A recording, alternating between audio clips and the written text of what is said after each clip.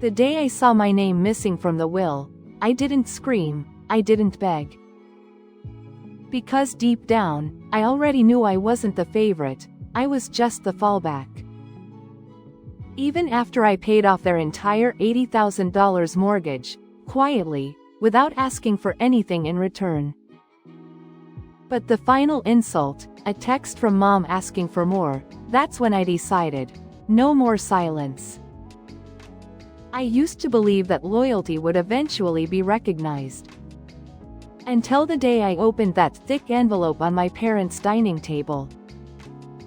It was a quiet Sunday afternoon in Boulder, Colorado.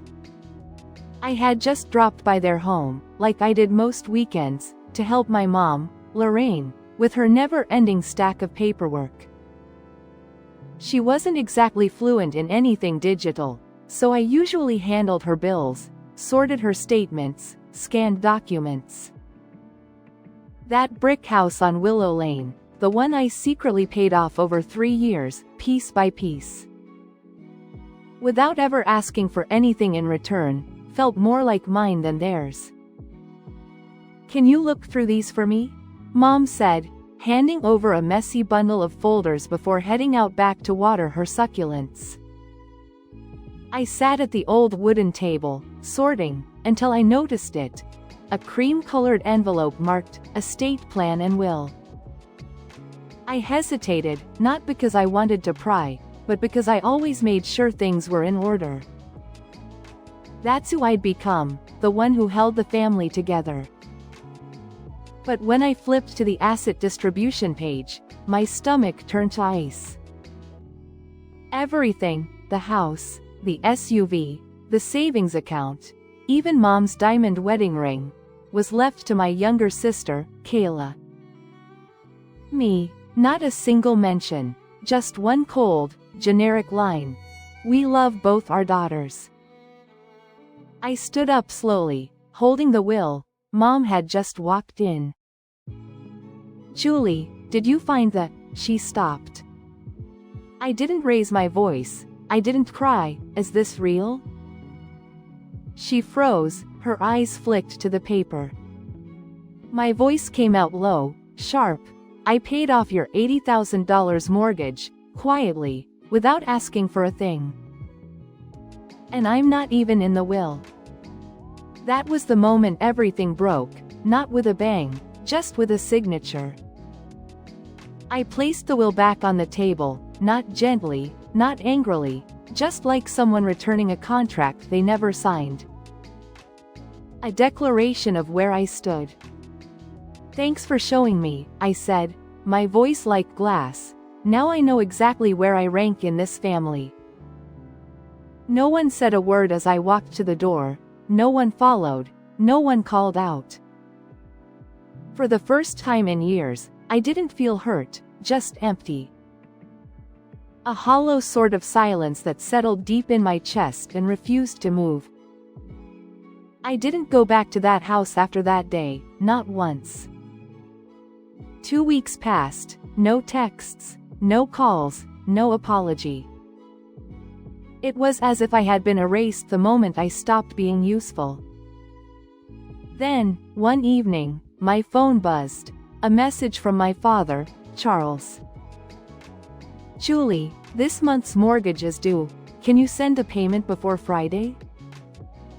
No mention of what they'd done, no check-in, no context, just a demand. Like I was still their quiet little ATM. I stared at the message, laughed under my breath, not with humor, just disbelief. And typed back, "I think Kayla can handle it. That house is hers now, right?" 10 minutes later, another buzz. "Julie, don't do this. We need to talk." "Mom." I didn't answer. I wasn't angry anymore. I wasn't even disappointed. I was done. 3 days later, Kayla messaged, "You're overreacting. They didn't mean it like that. You've always been the strong one. I'm just not like you." I typed each word like a scalpel. "Then prove you deserve what you've been handed. Start by paying the mortgage." Silence, until Monday morning, when a transfer request popped up from Mom, $2,900. No explanation, just a number. I hit decline. Mom called, I let it ring, then a message, why did you decline? I breathed in deeply and replied, because it's no longer my responsibility, ask the heir. And for the first time in my adult life, I felt something close to peace. The silence felt like relief, a release from a burden I had carried for far too long. But deep down, I knew it wouldn't last, they'd come back the moment no one else could fix things. When the house creaked closer to foreclosure, when Kayla realized inheritance didn't come with financial literacy. When all their excuses ran dry, but I'd be ready. Not to save them, just to show them I wasn't the one who would keep sacrificing without even a thank you. The next message from Kayla came near midnight, while I was curled up with a historical novel and a cup of chamomile tea. You're blowing this way out of proportion. I didn't even need to open it to guess the tone, I kept scrolling. Everyone's already stressed, why are you choosing now to be dramatic? It's just a few payments, you've always done it. A dry laugh slipped from my lips, just a few payments from someone who's never paid her own phone bill. I typed back, I'm not being dramatic, I'm being clear, and you better get used to it. Seconds later, she replied, you're seriously selfish, don't be surprised if Mom and Dad don't forgive you. I set the phone down. For the first time in years, I felt no guilt. I wasn't trapped in the cycle of trying to be the good daughter. I had crossed the line from being used to finally standing up for myself. The next morning, I called the bank and removed my name from the joint mortgage account. I contacted every utility company I'd secretly handled and canceled all the auto payments tied to my card. I even deleted the bill reminders on my phone, like a quiet ceremony marking the end of my role in their household. That night, I cleaned my apartment, turned up my favorite playlist, and bought a slice of chocolate cake. One I'd always skipped because there were more important things. I started sleeping better, no payment alerts, no guilt, just space. I enrolled in an art class one dreamed of for years but kept putting off. Because back then, I wasn't allowed to want anything for myself. And just as my life started to breathe, the past came knocking again. Early Monday, Mom called, I ignored it. A message followed, Julie, we need to talk, your sister doesn't know how to pay the internet bill. 2 days later, the landline's down, she can't log in, I don't know what to do. I opened the old notebook, the one where I had written every password, every billing cycle, every account number. Then I closed it. I wasn't their system admin anymore, I wasn't their financial safety net. And I wasn't going back. I closed the notebook and slid it back into the drawer. My hands lingered on the wood. Like they were saying goodbye to something that had once defined me. I wasn't their assistant anymore, not the unpaid administrator holding their household together. Not the invisible backbone of a system that had erased me the moment I stopped being useful. 3 days later, a new email from Kayla lit up my screen. Are you kidding me? The power's about to be shut off. You're really going to let that happen to our family? I typed one sentence. No, I'm letting everyone take responsibility for their own choices. Silence followed, and for once, it didn't rattle me. Until one morning, my phone rang with a number I didn't recognize. It was Mrs. Castillo, the neighbor who'd lived next door to my parents in Santa Rosa for over 20 years. Your mom asked if I knew any realtors. I think they're struggling to keep up. I thanked her and hung up. I didn't feel smug. I didn't smile. I didn't even cry. I just stared out the kitchen window at the jacaranda trees blooming on my street. And for the first time in my adult life, I wasn't weighed down by guilt. That Monday, another unexpected call came, this time from Mr. Lawson, another neighbor. "Julie, is everything okay? Your mom thought it was Wednesday, but the bank just sent a foreclosure notice." It had only been 4 weeks since I pulled my support, 4 weeks for the house I held up quietly, dollar by dollar, to begin crumbling. Mom tried calling, I didn't answer. A message followed, "Julie, please, it's serious, we really need you." I read it, then I set the phone down. The satisfaction I once imagined wasn't there, no victory, no revenge. Just a dull, tired ache, a kind of emptiness worn into my bones from years of cleaning up behind others. 2 days later, Kayla showed up at my door, no makeup, wrinkled hoodie, clutching a stack of documents like they might slip out of her hands. "I just need 5 minutes, she begged, "just 5, Julie." I crossed my arms, blocking the entrance. "Here to ask for money?" "No," she stammered, I need help talking to the bank.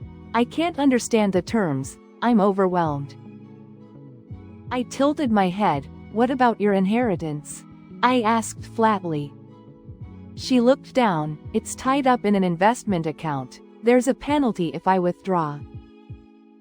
My eyebrow lifted. "Yet you signed for everything without question." "They said it was all handled."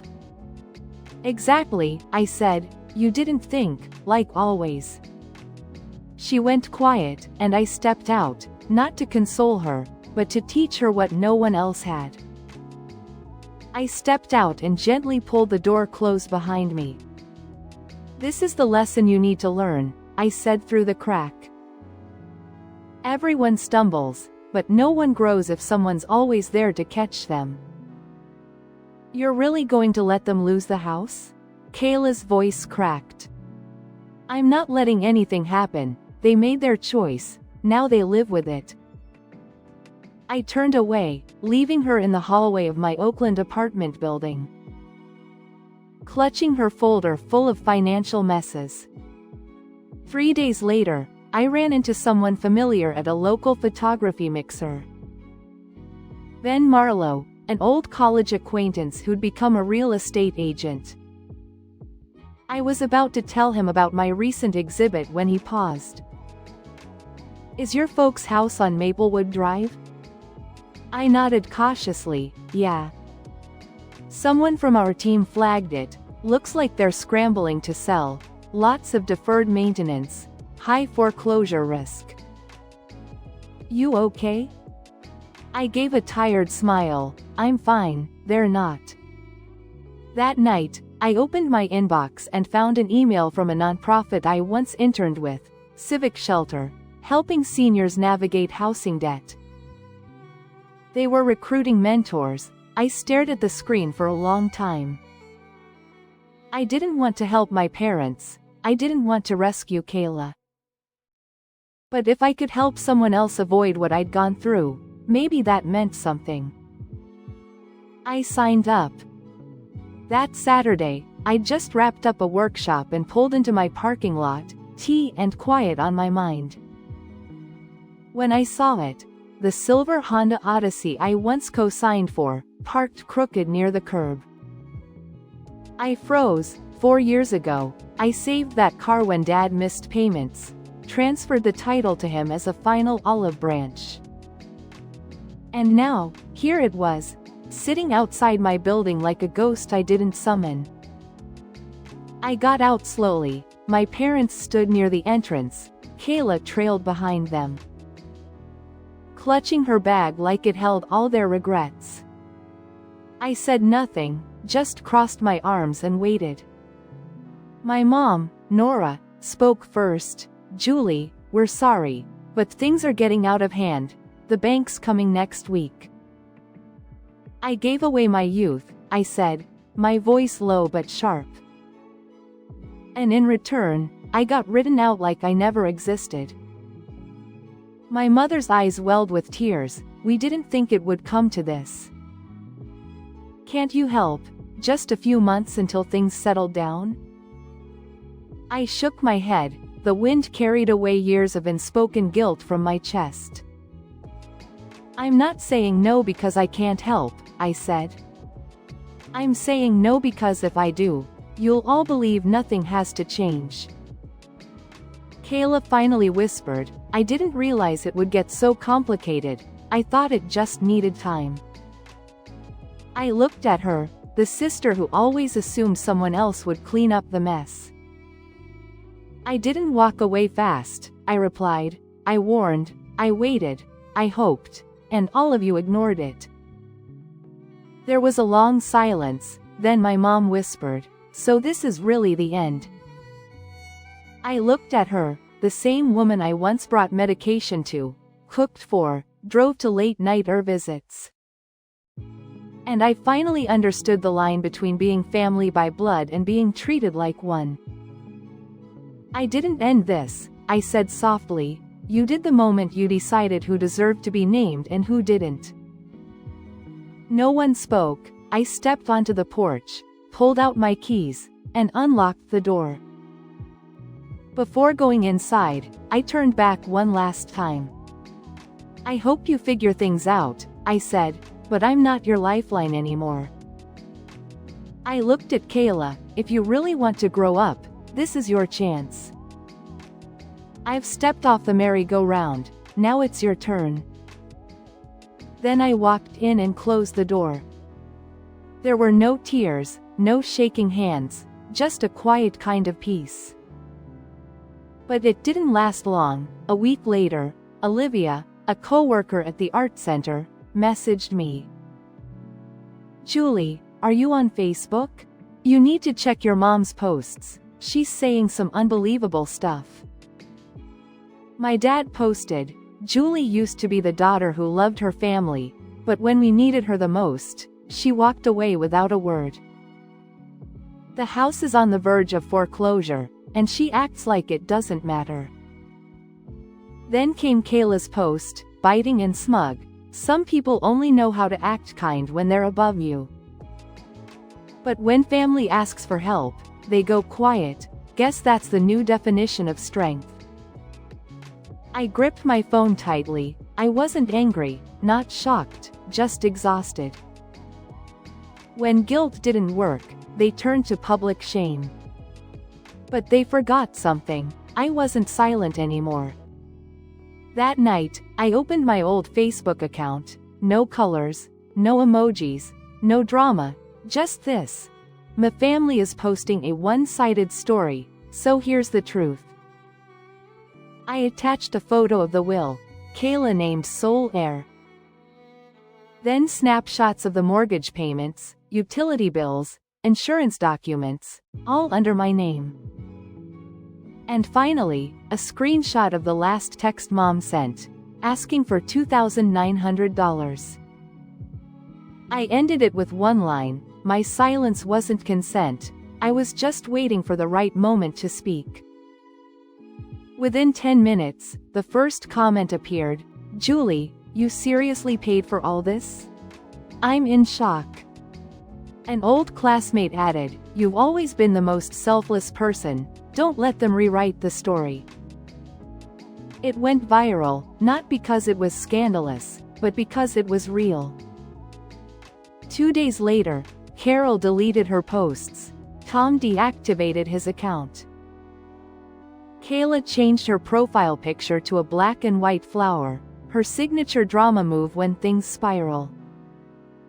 I didn't respond, didn't post again, just sat in my apartment, rain tapping against the window. And for the first time, felt justice settle beside me. I didn't need apologies, I didn't want them to grovel, I just needed them to stop. And they finally did. Every Monday morning now starts with something new. At 7:30 sharp, I walk into a modest studio in downtown Boulder, Colorado. Not to pay someone else's bills, but to teach high schoolers the basics of photography. Watching their eyes light up as they held a camera for the first time made me realize how different the world can look, depending on the lens you choose. In the evenings, I enrolled in a part-time video editing course, a dream I'd shelved for years before.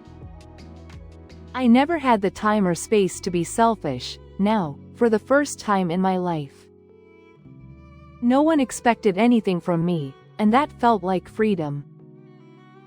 I baked on weekends, took long walks without rushing back to put out someone else's fire, posted photos online without worrying someone would call me self-centered.